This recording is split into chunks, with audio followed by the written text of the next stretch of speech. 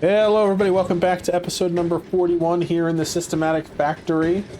I've been struggling on figuring out exactly how I want to proceed with the rest of this playthrough. So I'm going to just do a little explanations for a little bit and show some things I've done in between episodes, and we'll go from there. But the first thing is, we finished the Home Sweet Home achievement, or the imperative, and we have the other two to do, and then we also have the 4 DLC achievements here. And when I originally started this playthrough, I had planned to just get the base game achievements done, but now that we're this close and these achievements are pretty doable, I want to proceed to finish them all out. But that has given me like I don't really have a plan on how I want to do that, so it kind of threw me for a little bit of a loop. And the other thing is that this episode, when I finally do get it finished, will be the 500th video I've uploaded to the channel. And so I feel like I'm just putting too much pressure on me that this has to be a really spectacular video. And that doesn't work. So I'm just going to work on showing you some of the stuff I did, and we'll come up with a plan on how we're going to proceed for the last few episodes to finish out the series. But the first thing I want to show you is I did some work automating this section here. So we'll start with the ceramic here, which I actually have turned off right now.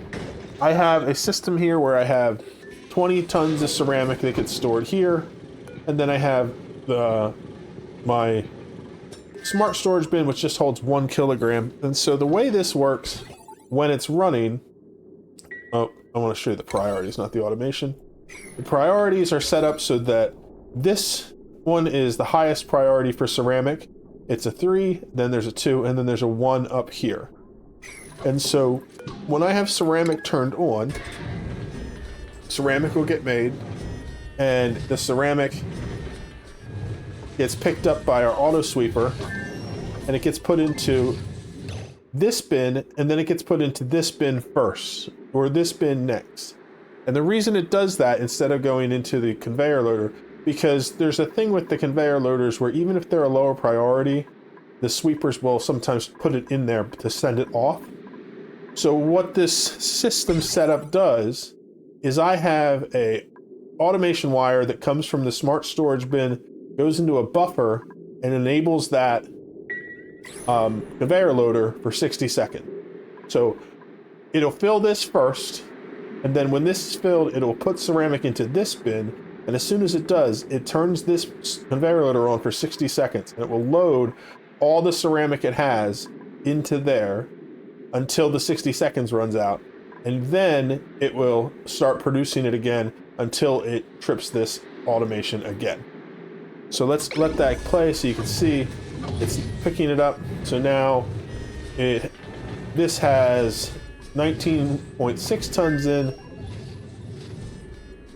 and when we get to the point where we have more ceramic coming out of the kiln, it'll get picked up, it'll get put into there, and it'll have enough to put a little bit into here, which will turn this on. Once we have enough piled up, it'll start loading into the conveyor loader. The conveyor loader takes it and sends it up onto this rail to this system, which goes all the way over here and up into our conveyor or teleporter over here. So the reason that I'm not making ceramic anymore is over here on Hazard Auto, where I have it coming out right here. I have ceramic. Let's minimize some of these things so we can actually see it. Ceramic, I have sent 155 tons over here, all stacked up in different places. That's more than enough that I need. So I turned it off over here using the automation switch here. I have the same setup here for refined carbon. So refined carbon uses the clay here, and it uses the coal that is on this loader. Oh, I guess we're out of coal? That doesn't seem right. Oh yeah, we're out of coal. We used it all up, which is fine. That was the goal. All the coal got turned into refined carbon. The refined carbon got sent, or the coal got sent down here. The refined carbon got sent up to here, and the excess got shipped across the Hazardato. The reason for that is because, well, I have 200 tons over here. That's the issue. So that refined carbon got brought down to here, and that's being used in our diamond press. The diamond press uses the refined carbon and rad bolts to create diamonds, and then the diamonds are stored in here. I have extra storage I'll eventually enable so I can stockpile it, but for the moment, the diamonds get shipped back and across here, and they come back into here, and they come out at Dampina, where they get shipped down. Actually, no, they come out here, and then there's a rail that brings them all the way across this way to this setup. So we have our ancient specimen, we have some automation here. So diamonds get dropped here, diamonds get stored in here. This will grab the diamonds, it will put it into the ancient specimen, which will give us fossils. So Bob is right there throwing some diamonds in. He is digging out some fossils for us. The fossils get put on here. They also get shipped back across, and they come all this way, and they get put down here where they're turned into lime, and the lime is used to make steel. And right now we have 47 tons of steel. That's because we have 20 in here. We have 19.8 here. And then I think we just have some miscellaneous around the map. But the same thing happens here. When this gets filled, it puts a little bit into here, and then it puts it here, which ships it off to Hazardato. So over here, we now have 33 tons of steel. So we've been running that off for a while so that we could get a lot of stuff set over. And I've just been turning off systems as we get done. The coal, being out of coal and having the refined carbon out is a problem, because we're going to need more refined carbon here to be able to keep making steel. But for now, we're done with steel. We have enough. I do need to set up a renewable source for coal again, and that's fine. So all of those are set up. I also have the same setup here for glass, so that we have glass that's shipped over. And on Hazardato, the glass is up to almost 90 tons now. But so basically the idea is that we keep some in reserve. Let's change this to 20 tons of glass so that we'll start stockpiling here on the main colony. We keep some in reserve, and then the excess is shipped off so that we can use it on both colonies without having to shuttle it back and forth. And that we have that for steel, for glass, for the system down here for ceramics, and then that is it. That is all that I set up. So the reason I was doing all that is because I want to build a system over here for rockets that is similar to the one we have here on Dampina. So we have the system where we block meteors. I added in some solar power, and I have everything here automated for our rockets. I had thought about switching our rockets here over to hydrogen and liquid oxygen, but it is something that I've done before, and so I wasn't really feeling like doing that in this playthrough. Instead, I want to finish this side, and I want to put in some Radbolt powered rockets, because I have our reactor set up, and I'd like to do a little more with the reactor. So that's where I am. I'm going back and forth. I actually recorded a couple things where I did the hydrogen and oxygen, and I wasn't super happy with it because I've already done it before in a different playthrough, and it didn't really intrigue me as much as I wanted it to. And so I think I'm going to proceed in the next episode with doing our rocketry using the radiation. Right now, in the course of doing all this changes we made, I made some things that I need to fix up. The one thing is, because I put in the solar power, let's go down here and show you first. I built this battery rack that is cooled, and it holds a lot of power. And so I set up automation for our petroleum generators to shut off when I didn't need them. I didn't expect it to be quite as effective as it was, but it shut off the need for petroleum, and then what happened is our boiler backed all the way up. So right now I have this wall broken up. It actually flooded to the point where it went over here.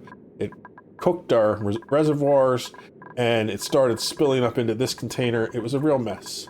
So what I did is I put in some automation here.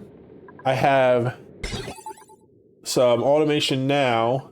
This sensor, when it is above 5, or right now it's above 0, and I think I'm actually going to leave it at that. So as soon as it gets to the point where it piles up to here, I may actually move that down here, because I don't want to have excess petroleum in our system.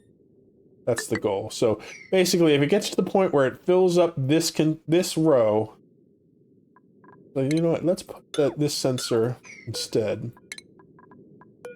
Let's put it right down here. Because if anything gets there, that means it's flooding. Because basically, when it's working properly, it floods down here, it floods down here, it spills into here. And this should keep this pumping so it only has these 3 tiles with petroleum. When it gets filled up, it goes to here. Yeah, I think this will be good. So if I set this one to 0, and then I run the automation line across from here to there, I can get rid of this one, and I can get rid of this sensor. That means that this will turn on. It'll make it a green signal. Set these to high priority because I want to make sure I get these done before those. The green signal does a couple of things. It sends an automation line all the way down to the bottom of the map, and it overrides any automation from this so that the petroleum generators will just burn. So right now they're just burning through petroleum no matter what, which is fine. I'll just get more water out of it. I'll get more carbon dioxide out of it, which can be stored for indefinitely, which will feed the slicksters. All good. There's no reason to not run it, but I figured might as well save petroleum as a backup in case I need it for something in the future. Or mostly I just wanted my oil to back up so we had reserve. So if we go back up, oh, and I did do I started doing a new like central column here with some plastic ladders that go around to where our piping or our piping for our water system is, just to kind of make it so that I could start balancing out. And I did a lot of cleaning up around the map too, getting rid of stuff I didn't need anymore. The other thing this automation does is it sends an inverse signal over here. So actually this should be above 0, send a green signal. There we go. So you can see right now crude oil is being pumped in to make more petroleum. So when this senses that the petroleum has built up to here, it sends a green signal and tells the petroleum generators to burn off excess fuel. So that way we can keep this from flooding. It also sends a signal here that says to not send any more crude oil in because we don't want to generate any more petroleum. And this system will be fine. If there's no crude oil coming in, it'll just sit here. It won't inject any extra heat, and it will be just fine. I think I have this inverted at the moment because I wanted it to not be sending any extra heat. I was trying to cool things down a little bit. So let's put that back on. So now it's going to start heating that crude oil back up, which will be fine. So at the moment, all we're working to do is get it to work back through all of the excess here, and we're going to pump all of this out of this room, and then we can seal it back up. And in the future, it will not make more petroleum than the system can hold. Because what happens, and you can see we're dealing with overheat damage here, the petroleum builds up and it's sitting here. The heat doesn't get counterflowed properly, and so the petroleum here is so hot that it starts increasing the temperature of the liquid pump beyond the steel level that we could do, and it starts overheating. If I get to the point where I can make space metals, then this wouldn't even matter, because I could just throw in a pump here that could hold an extra 900 temperature, and it would be fine. We could flood the whole thing and it wouldn't be a problem.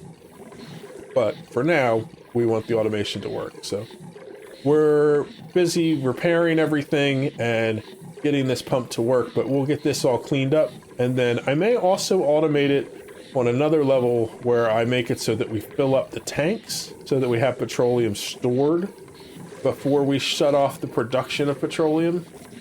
I'll I'll have to give that a think. I could do an automation wire here. Let's take a look at what we could do. So if we do automation wire here, this will send a signal when a green signal when reservoir is less than the low threshold, and a red signal when it's high until low is reached again. So if I were to connect a wire from this one and have it come down through to here,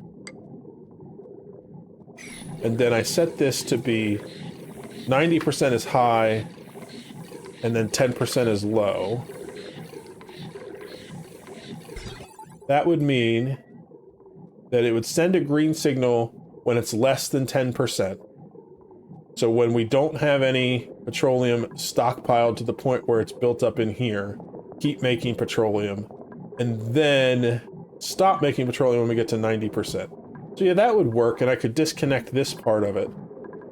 So that would mean that we keep making petroleum until we get to the point where this tank is full, and then when the tank gets empty to the point where it's about to be completely empty, start producing petroleum again so we can pump it into there. That would be good.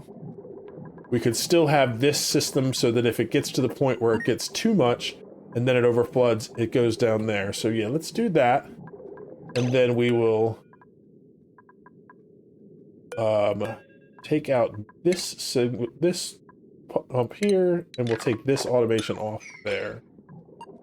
So the NOT gate's gone, the automation wire's gone. We'll have this system controlled by this, and this will be controlled by that.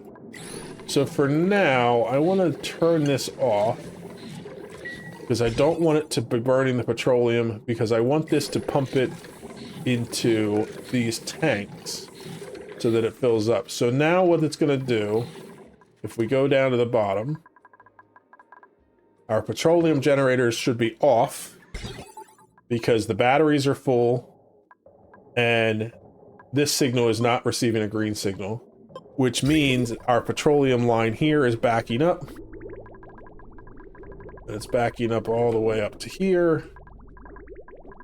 Backed up, so it's now backed up to here. And so petroleum is starting to fill into these tanks. So this is actually, I connected these two to use the reserve that was in there. This is the petroleum I hold for the space for the rocket, so that I have petroleum ready to go, so we don't have to wait for anything to be produced to fill it. Ooh, so we'll have to change the way that this wiring is done. So basically, let me think about how we want to do this. We want it to go into this tank, and then we want to have this go into there, all the way up. And then we're going to disconnect each of these. Oops, I did that the wrong way. And so basically, instead of having them connected in parallel, we're going to connect them in a series.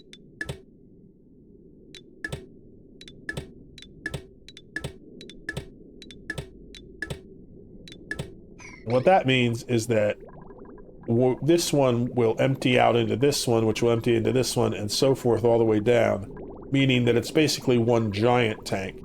And that way, this one would be the one that we can use the automation on, because otherwise this tank will fill up first, and then it will never fill up these other tanks, making them basically useless. So once we get these pipes finished, it'll flow through properly, which will make the automation work the way we want. Autosave, I love you. You always pop up right when I'm trying to do things. And I wouldn't have it any other way. Okay, so we just need to get those last few pipes made. We can see that. We can see this is pulling out crude oil so that we can make more petroleum. For now, I want to disable that, just because I want this to start pumping out all this excess and storing it.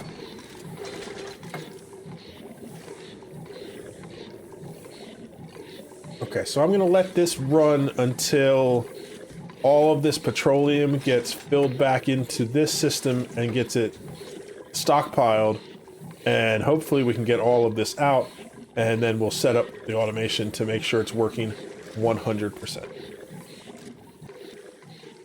Took us a minute, but we got the boiler back up and running. I moved the automation around a little bit, so now we have our hydro sensor here. So basically the way that it works is, let's bring up the whole automation. The petroleum spills down. It's still the same here, so once it gets above 250, it starts pumping it out. Or up this way, I mean, so that way we have enough in there so that we can do our counterflow with the heat exchange for this liquid pump. If the liquid pump is sitting there with nothing, like it keeps pumping it out entirely, A, we are using power to pump up little tiny bits of petroleum, which we don't want. And B, we don't have any medium for the temperature to exchange. So when the crude oil comes past, it can't take any heat off that pump and the pump overheats. So having too much liquid here that's hot is bad. Having no liquid is also bad. So that is working. This one is set just above 1 kilogram. So send green signal if it's below 1 kilogram. So as soon as, or no, it should be above 1 kilogram. I had it like that just so I could empty it out. So now, as soon as these 3 tiles here get filled and it spills up into the next one, it kicks on the petroleum generators to burn it. And then up here, we have our liquid reservoir here that has 90 and 10, so it will continue to pump in crude oil until this gets 90% of the way full, and then it will stop pumping crude oil until this one lowers back down to 10%. So if the petroleum is stockpiled enough that we have all of these filled and this gets to 90%, we're going to stop sending in the crude so that we're not making any more petroleum. This system will be fine because it will finish out the crude oil that's in there. It will blow back down the petroleum. This will pump it down to 250 grams per tile, and it shouldn't be hot enough that it's going to cause any heat problems. They can still get in there to fix it if it does, but in theory it shouldn't cause any issues. All we have left to do here is to fix these reservoirs that are holding the crude oil and get some items swept out, and then this will be all finished up here. We do have a bit of an issue over here because the crude oil was sitting for so long. It cracked a bunch of pipes, and then I had a mess down here at the bottom that I'm still working on cleaning up. It was mostly because we have this set to the coolant loop in this section was set way too cold. I changed it back to 0 degrees. I need to be more careful with that. Sometimes I just set it as low as it can go because, you know, you figure with it being really hot, it'll just keep cooling down and it's never going to get there. Well, eventually it gets there, and those really cold temperatures do some funky stuff. I have like solid carbon dioxide down here. I have some solid crude oil, and so that stuff's like melting and causing some issues with our locks and everything. It's all fine. It's not a big deal. It's just little things to clean up. Here we have some petroleum that froze on us. So we could dig that up. We could move it and get it all cleaned out. We probably will at some point, but ooh, what do we have going on over here? We have a large amount of carbon dioxide.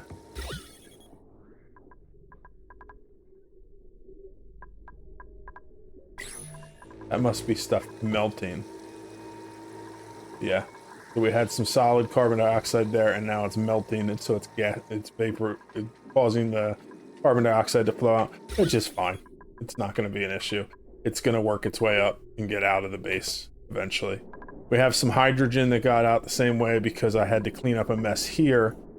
I guess they can't get down there to do this because there's no ladder to get them down there. I'll have to look at that, find a way to get them to fix this because that's just not gonna work. Could move this storage bin somewhere. Anyway, that's something to look at for the future. And this is what I've been doing, just going around cleaning up some various little things. Map is starting to look much cleaner, which is making me happy. I do have a bunch of projects I want to work on, so in the future, just to get an idea of what we're going to do, my goal is to have this entire series done by episode 45, so we have 3 more to go after, or 4 more to go after this episode. So I'm gonna wait to finish these until I have all the achievements done. But we have to start collecting the artifacts and getting them analyzed. We have a few already, but we need to go get more. The Great Escape, we just need to get somebody through the temporal tear. I want to set up a system for mutating crops so that we can start doing that and start collecting different mutations. We don't have to get all of the mutations, we just have to get one for each type.